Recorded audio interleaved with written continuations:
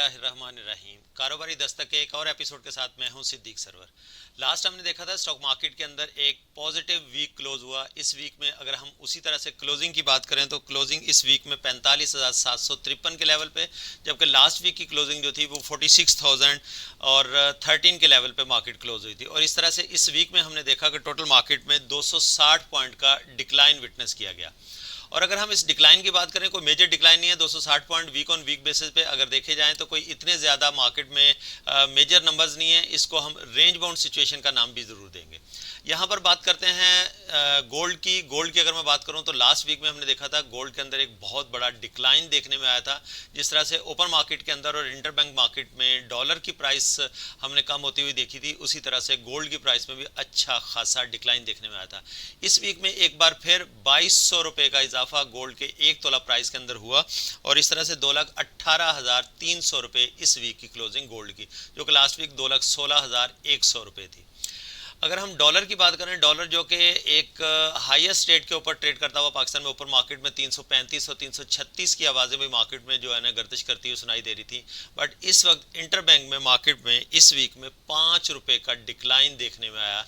Interbank में dollar की price के अंदर 302 रुपये 95 पैसा लास्ट वीक की क्लोजिंग थी इंटरबैंक की, और इस वीक की क्लोजिंग अगर हम देखते हैं तो 296.96 पैसा। तो इस तरह से 5 रुपये का डिक्लाइन हमने देखा इंटरबैंक के अंदर डॉलर की प्राइस के अंदर। इसके साथ अगर हम बात करते हैं इस वीक की जो अहम न्यूज़ थी वो थी स्टेट बैंक की मॉनेटरी पॉलिसी, जिसके ऊपर बहुत सारे लोग खदशात का इजहार कर रहे थे कि शायद इस बार फिर कोई 200 से 250 बीपीएस का इजाफा कर दिया जाएगा स्टेट बैंक की तरफ से। बट जब स्टेट बैंक की रिपोर्ट आई उसमें जो सीपीआई के कंज्यूमर प्राइस इंडेक्स की जो बात की जाती है उसके जब नंबर सामने आए तो वो थे 27.14, जो अगस्त के सीपीआई का इंडेक्स शो किया गया 27.14% था। तो इस तरह से लास्ट हम जब उसकी जुलाई की बात अगर हम करते हैं तो 28.18 28.18% था जब स्टेट बैंक ने मॉनेटरी पॉलिसी को लास्ट में कंटिन्यू किया था। इसी तरह से इस वीक में भी इन्फ्लेशन को कंट्रोल दिखाया स्टेट बैंक ने और स्टेट बैंक की जो मॉनेटरी पॉलिसी जो 22% का रेट ऑफ इंटरेस्ट है उसको कंटिन्यू किया, उसमें कोई चेंज नज़र नहीं आया। बट इन्वेस्टर्स का कॉन्फिडेंस थोड़ा सा इस बहाल से शेकी इस वीक में ज़रूर रहा कि शायद कुछ इसमें रेट ऑफ इंटरेस्ट में चेंज आ जाएगा। मई के अंदर हाईएस्ट रेट ऑफ जो इन्फ्लेशन है वो विटनेस किया गया 38% का। उसके बाद जब गवर्नमेंट ऑफ पाकिस्तान ने जो मॉनेटरी पॉलिसी है उसको टाइट किया था और रेट में इजाफा किया था 22% पे लेके गई, जो आज दिन तक कंटिन्यू है। इस वीक में और मेजर न्यूज़ की हम अगर बात करते हैं तो पेट्रोलियम प्राइसेस के ऊपर एक बार फिर 26 रुपये का इजाफा पेट्रोलियम के अंदर, पेट्रोल की प्राइसेस के अंदर, और 17 रुपये का इजाफा डीजल की प्राइस के अंदर किया गया। अब देखना यह है कि ये निगरान गवर्नमेंट है या गिरां गवर्नमेंट है। इसके ऊपर काफ़ी सारे लोग तशवीश का इजहार करते हुए दिखाई दे रहे हैं कि निगरान गवर्नमेंट ने उस तरह से जो गवर्नमेंट के शायद आईएमएफ के साथ जो एग्रीमेंट्स हुए हैं उनको फुलफिल कर रही है, जिसकी वजह से इनको पेट्रोलियम मसनूआत में इजाफा करना पड़ रहा है। अब नेक्स्ट 30 सितंबर को आईएमएफ के साथ एक रिव्यू मीटिंग भी है। अब उसके अंदर जो भी अथॉरिटीज़ बैठेंगे, जो लोग बैठेंगे, वो एक रिव्यू करेंगे कि आया कि हम जो आईएमएफ के साथ शराइत थी, जिनके साथ जिन चीज़ों की बेस के ऊपर हमने उनके साथ एग्रीमेंट किया था, क्या उसको फुलफिल पाकिस्तान कर रहा है या नहीं कर रहा। तो ये जो 30 सितंबर को होने वाला इजलास है, जो रिव्यू मीटिंग है, उसके अंदर बहुत सारी चीज़ें क्लियर होंगी। अभी बहुत सारी ऐसी तरह से र्यूमर्स मार्केट में गर्दिश कर रही हैं कि शायद गैस की प्राइसेस के अंदर भी इसी तरह से इजाफा किया जाएगा। एक लास्ट हमने देखा था कि के इलेक्ट्रिक के बिजली के बिलों के ऊपर एक काफ़ी ज़्यादा शोर उठा था, जो कि एक सियासी जमात की तरफ से स्ट्राइक की कॉल भी दी गई, बट उसके बावजूद भी कोई सुनवाई नहीं हुई और वो एज इट इज़ कंटिन्यू है। वो तमाम टैक्सेस भी और तमाम जो वाजबात अवाम के ज़ुम्मा ड्यू थे वो उसी तरह से पे करने पड़ रहे हैं। अब देखना यह है कि ताजर बरादरी और बाकी के जो सीपीआई की जिस तरह से हमने बात करी कंज्यूमर प्राइस इंडेक्स की, वो किस तरह से कंटिन्यू रहेगा इन रेट्स के ऊपर जो हम 27.14% की बात कर रहे हैं। क्या आने वाले दिनों में ये कंटिन्यू रह पाएगा? अगर ये कंटिन्यू नहीं रहेगा तो किस तरह से गरीब आवाम जो है ना, स्पेशली वो जो लो इनकम वाले लोग हैं, वो किस तरह से अपने चूल्हे को चला पाएंगे। ये बहुत सारी चीज़ें डिस्कस करेंगे हम। यहाँ पर एक छोटा सा ब्रेक लेंगे। ब्रेक के बाद जब वापस आएंगे तो हमारे साथ वीडियो लिंक के ऊपर जो हमारे आज के इकोनॉमिस्ट होंगे उनके साथ बात करेंगे और जानने की कोशिश करेंगे कि किस तरह से पाकिस्तान आने वाले वक्त में सर्वाइव कर पाएगा।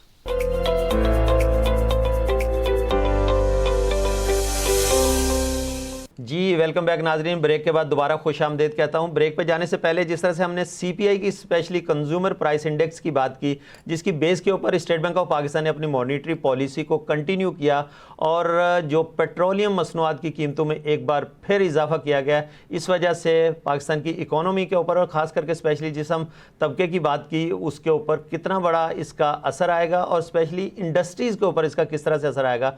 आज हमारे साथ इस वक्त जूम वीडियो लिंक के ऊपर मौजूद हैं जैगम रिजवी साहब, जो कि इकोनॉमिस्ट हैं। उनसे बात करें और जानने की कोशिश करेंगे। अस्सलाम वालेकुम जैगम साहब। जी वालेकुम सलाम, कैसे हैं आप? ठीक हैं जी अल्हम्दुलिल्लाह। अल्लाह का शुक्र। आप कैसे हैं सर इस महंगाई के माहौल में? देखिए, ये सवाल आप 240 मिलियन जो आबादी है, ये डिपेंड करता है किस सेगमेंट ऑफ द पॉपुलेशन से आप ये सवाल कर रहे हैं। ये सवाल तो सर देखें सारी मोर गरीब देन आवाम हाफ यही ऑफ द सवाल कर रही है। पॉपुलेशन जो है वो तो पॉवर्टी लाइन को भी नहीं टच कर पा रही, जो रियल सेंस है जिस महंगाई के बाद। तो वो आपको जवाब देंगे जी बिल्कुल ठीक नहीं। मिडिल क्लास बाकी और अपर मिडिल और हाई रेंट है, वो कहेंगे हाँ सुना है या है महंगाई बढ़ गई है। बट एक होता है फील करना, एक होता है सुनना। तो जो फील कर रहे हैं, आपको मैं एक छोटी सी मिसाल दूं।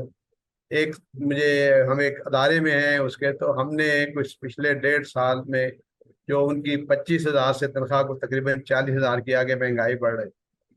लेकिन उसने जब बताया कि जी मेरा बिजली का बिल इतना बढ़ गया है और मैं जो पेट्रोल पे नाजमाबाद से आता हूँ मैं, ये स्टेट बैंक वाले इलाके में, तो वहां पर जो मेरा बिजली का पेट्रोल का बिल है वो भी तकरीबन 7-8 हज़ार।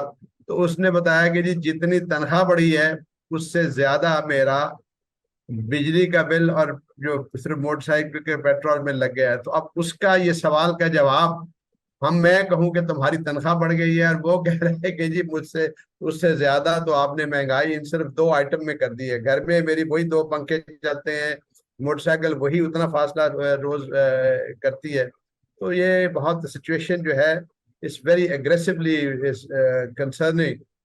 और मैं चाहूंगा कि जो आप सवाल करेंगे, जो बातें हो, मैं एक लफ्ज इस्तेमाल किया करता हूँ, स्ट्रीट इकोनॉमिक्स, कि एक आम आदमी की जुबान में इन बातों को समझाया जाए। GDP rate, inflation. यही मैं जैगम साहब इसी को कंटिन्यू करूंगा। ये जो स्टेट बैंक की तरफ से सीपीआई इंडेक्स का जो शोशा छोड़ा जाता है, मैं उसको शोशा कहूँगा, या जो नंबर्स हमारे सामने नंबर का हेर फेर आता है, ये जो 27.14 बताया अभी उन्होंने, ये कौन से कहाँ से फिर ये अख्ज़ किए जाते हैं, जबकि गरीब आदमी जो इन्फ्लेशन है वो उसको एक कंट्रोल में है ही नहीं। तो ये 27% कहाँ से निकाल लेता है स्टेट बैंक देखिए या ये जो भी मॉनेटरी अथॉरिटीज है? स्टेट बैंक का या जो भी हमारे जो नेशनल लेवल पे जो सेंसस और ये फिगर देते हैं, वो ओवरऑल एक फिगर पोजीशन को बना के वो कर रहे होते हैं। मैंने जैसे आपसे कहा कि I am talking of street economics. Street economics mean talking to the layman, this man in the street. वो उससे पूछें कि उसका हाल क्या हुआ। मैंने आपको छोटी सी मिसाल दी कि 1.5 साल 2 साल में एक आदमी की तनख्वाह 24-25 हज़ार से 40,000 कर दी उस अदारे ने, ये सोच के कि महंगाई बढ़ रही है।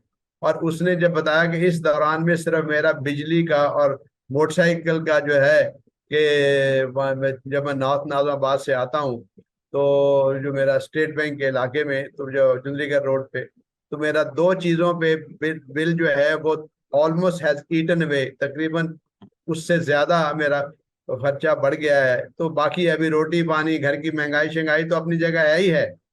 तो दिस ए वेरी डिफरेंट, जिसे मैं बार बार कहूंगा कि हमें एक ले मैन के एंगल से हम लोग बाज़ औक़ात बातें करते हैं जीडीपी रेशो, इन्फ्लेशन और ये वो। इन्फ्लेशन नहीं भाई, सीधे आम आदमी को बताओ महंगाई, वो समझता है महंगाई। इन्फ्लेशन और परसेंटेजेस वो नहीं समझता है। लेकिन एक आम अंदाज में उसे ये पता लगता है कि यार पहले मेरे पास जो रोटी पानी का खर्चा होता था, मैं ये चीज ले आता था, अब मैं 2 वक्त का के खाने के लिए भी नहीं ला पाता हूँ। तो I think we all need to understand. मैं अगर इजाजत हो तो आपको कहूँ कि एक दफा मैं एक मेंबर ऑफ द पार्लियामेंट से मेरी बात हो रही थी, कहने लगे, मैंने कहा जी कहाँ जा रहे हैं? कहते जी पार्लियामेंट में जा रहे हैं, हमने बजट सेशन है। मैंने कहा जी आप 330 पार्लियामेंटेरियन हैं, सब लोग गाड़ियों में आए हैं, आपका ड्राइवर है? हाँ जी हाँ, ड्राइवर के साथ आए हैं। मैंने कहा आपको ये भी पता है आप तनख्वाह कितनी देते हैं? कहता है हाँ जी भी पता है। मैंने कहा आज पार्लियामेंट में सिर्फ सब लोग बैठ के अपने ड्राइवर्स का बजट बना लो, कि वो दो मियाँ बीवी, दो तीन चार बच्चे, रोटी पानी, किराया, बिजली पानी। जिस दिन आपने उस ड्राइवर का, उस गरीब आदमी का बजट बनाया, कौम का बजट बन जाए। तो उन पार्लियामेंटेरियन साहब के क्या रिमार्क्स क्या थे फिर?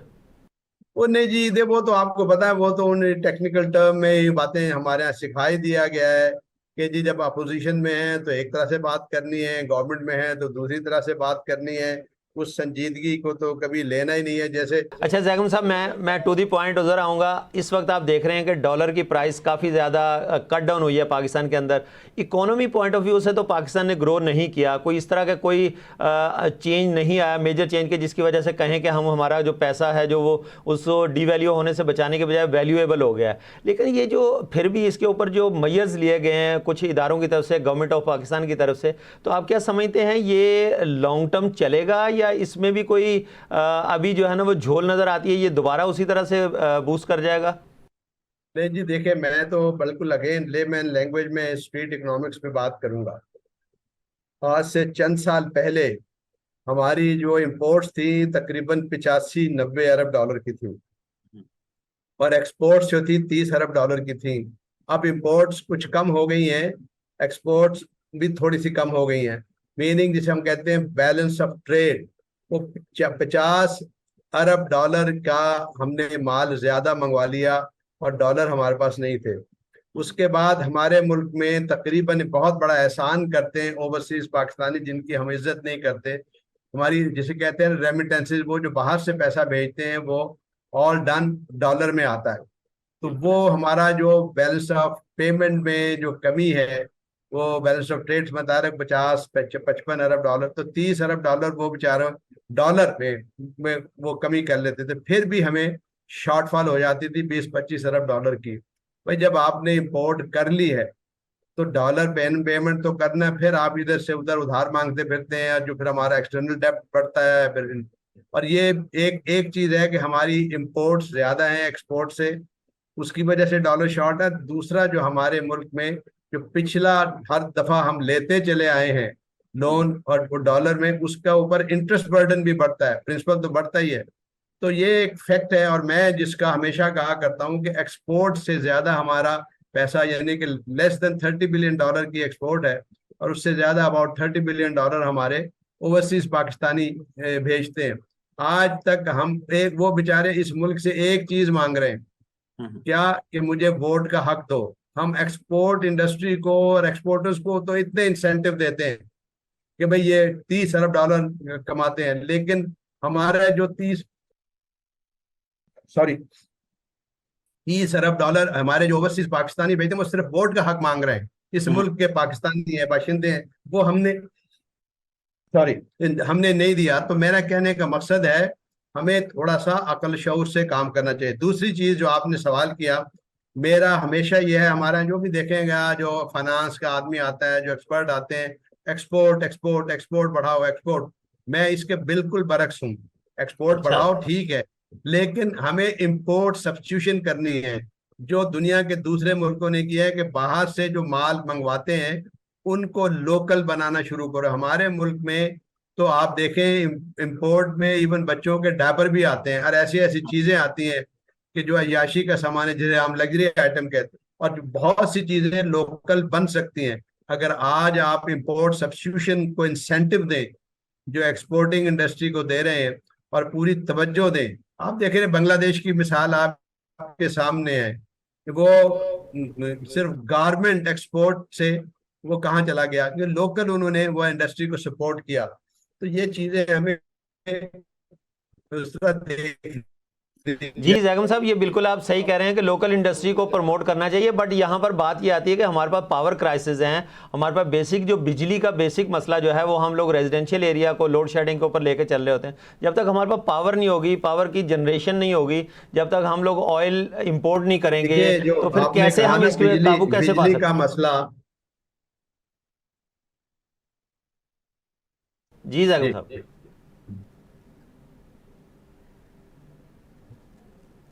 जी जैगम साहब, सुन पा रहे हैं मुझे नहीं आप? नहीं नहीं नहीं नहीं, वो देखे ना, जो बिजली का मसला ये है, हमने, अब ये तो दुनिया में बातें हो रही है, ने सूरज से मेरी छत के ऊपर रोशनी भी भेजी है और बिजली भी भेजी है, जिसे हम सोलर एनर्जी कहते हैं। उसको पैनल के जरिए से इन्वर्टर को थोड़ा सा हम इक्विपमेंट लगाए तो मैं घर में ला सकता हूँ। हमने रिन्यूएबल एनर्जी को, रूफटॉप सोलर को, इसको उस तरह प्रमोट नहीं किया। आप जाइए हमसाया मुल्क में चले जाएं, उनका टारगेट था 100 से ज्यादा गीगावाट सोलर लगाने का। वो टारगेट था उनका 22-23 का, वो 2-3 साल पहले टारगेट पूरा कर चुके हैं। रूफटॉप सोलर हर जगह होना चाहिए। कराची वाहिद दुनिया का शहर है चंद अफ्रीका के मुल्कों के जहां पे 360 में से 320 दिन सनी डेज हैं, यानी कि सूरज होता है। इस वक्त भी जिनके घरों में सोलर लगा हुआ है, बेहतरीन बिजली वो आसमान। हमने इन चीजों को बात नहीं की। इम्पोर्ट ऑयल वगैरह जो भी है वो तो जब आपका देखे ना, जैसे मैंने आपसे कहा कि इम्पोर्ट ज्यादा है एक्सपोर्ट कम है तो शॉर्टेज होगी। जब शॉर्टेज है तो आप कोई भी चीज जो आपको कमी है तो रुपए में लेने जाएंगे आपको, तो डॉलर तो महंगा है। जब तक हम ये balance of trade, balance of payment को इम्प्रूव नहीं करेंगे, इंपोर्ट्स को लोकल इंडस्ट्री में इंपोर्ट सब्स्टिट्यूशन जिसे कहते हैं नहीं करेंगे, ये डॉलर बढ़ता ही आ रहा है। हमारे एक टर्म यूज होती है टीवी पे आम कि जी तारीख की बुलंद तरीन सतह पर। भाई बुलंद तरीन सतह पे तो आप देखिए भुट्टो साहब के दौर में वो 9 रुपए 90 पैसे का रेट फिक्स हुआ था, तो वो तो उस वक्त भी बढ़ाया गया था, तीन ये तो रुपए से जैगम 9 साहब रुपए बिल्कुल आप पे। सही कह रहे हैं, लेकिन वो तो मसला तो यही है हमेशा कि से ये डिसीजन बढ़ता ही आ लेगा रहा है, ये कौन। कोई तारीख हाँ जी। जैगम साहब, ये तो गवर्नमेंट की प्रायोरिटीज के ऊपर डिपेंड करता है। गवर्नमेंट ने इस तरह की कभी भी कोई प्रायोरिटीज नहीं रखी हैं। अब अगर मैं बात करता हूं पाकिस्तान की यूथ की, देखें 65% यूथ है, यूथ के पास अपॉर्चुनिटीज नहीं है। यहाँ पर पाकिस्तान में ब्रेन ड्रेन हो रहा है, यहाँ पर वुमेन एम्पावरमेंट की बात की जाती है। तो जब तक इनके लिए अपॉर्चुनिटीज यहाँ नहीं होंगी तो हम किस तरह से नई जनरेशन को रोक कैसे पाएंगे पाकिस्तान में? देखिए ना, वो अपॉर्चुनिटी ही तो है ना कि जो मैं कहता हूँ कि इतनी बड़ी 70-80-90 अरब डॉलर की इंपोर्ट में, चलो ऑयल वाला को, ऑयल इंपोर्ट भी हम कम कर सकते हैं रिन्यूएबल एनर्जी से। जितनी रिन्यू, मतलब मेरे घर में 15 किलोवाट का सोलर सिस्टम लगा है। मैंने एक्विवेलेंट मालूम किया, वर्किंग की, तो मैंने देखा कि 10 से 12 हज़ार डॉलर का ऑयल इंपोर्ट बिल कम हो जाता है अगर आप सोलर लगा लें, एक आम घर वाला भी। तो मैं, क्योंकि अगर वो मैं सोलर से नहीं चलाऊंगा तो जो बिजली के इलेक्ट्रिक बनाएगी वो इम्पोर्टेड ऑयल और इम्पोर्टेड फ्यू चीजों से बनेगी। तो अगर हम सोलर को रिन्यूएबल एनर्जी, और renewable solar is not only renewable, solar भी है, विंड भी है, सोलर विंड हाइब्रिड भी है, हाइडल भी है। कराची जैसा शहर है कि इसमें समंदर के किनारे आप विंड मिल लगाते, फिर समंदर की, जिसे हम टाइडल एनर्जी कहते हैं, समंदर की लहरों से भी टरबा, ये इतने सारे इश्यूज अल्लाह ने नेमतें दी हैं, हमने कुछ किया नहीं। इंपोर्ट ये तो करते बिल्कुल चले जैगम साहब आप जाओगे। सही कह रहे हैं, मैं तो इसका बहुत तायद करता हूं। मैं तो अपने प्रोग्राम में इसको बहुत ज़्यादा प्रमोट करने की कोशिश करता हूं। बहुत शुक्रिया, आप हमारे साथ वीडियो लिंक पे मौजूद रहे। नाजरीन, जैगम रिजवी साहब इकोनॉमिस्ट हैं जो कि हमारे साथ वीडियो लिंक पे मौजूद थे और बता रहे थे कि किस तरह से जो है ना वो हम अपने मुल्क पाकिस्तान को इन क्राइसिस से निकाल सकते हैं। जैसा कि गवादर से लेके बदीन तक हमारे पास इतनी बड़ी साहली पट्टी है, इसके ऊपर विंड पावर का बहुत बड़े प्रोजेक्ट लगा सकते हैं। दुनिया की कोई ताकत इस हवा को इस रुख से आने वक्त रोक नहीं सकती है। इतना बड़ा हमारे पास मोटरवे का जाल है पूरे पाकिस्तान में, उसके ऊपर हम सोलर सिस्टम लगा सकते हैं।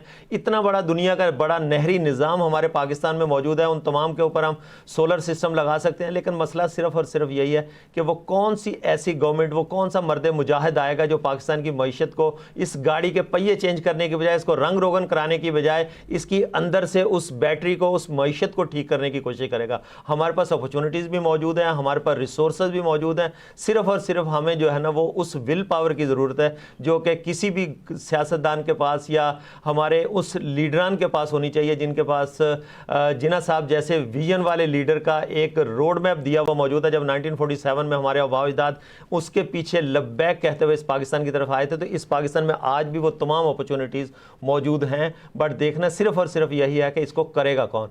इस तरह से जो क्राइसिस की बात की जाती है, डॉलर की बात की जाती है, या इन्फ्लेशन महंगाई की बात की जाती है, पेट्रोलियम मसनूआत की बात की जाती है। जब तक आप अपनी लोकल इंडस्ट्रीज़ को प्रमोट नहीं करेंगे, रेमिटेंसेज ज़रूर आप लेके रखे आए हैं, एक्सपोर्ट वालों को ज़रूर आप जो है ना वो डिस्काउंट और वो सारी चीज़ें सहूलियत दें, लेकिन आप लोकल, जब आपका रॉ मटेरियल सारा 100% इंडस्ट्रीज़ का इम्पोर्टेड होगा तो आप कैसे तरक्की कर सकते हैं। तो आपको यकीनन वो जनरेशन अपनी इंडस्ट्रीज़ के लिए रॉ मटेरियल की विद इन दी पाकिस्तान करनी पड़ेगी और उन रिसोर्स को यहाँ इस्टेब्लिश करना पड़ेगा।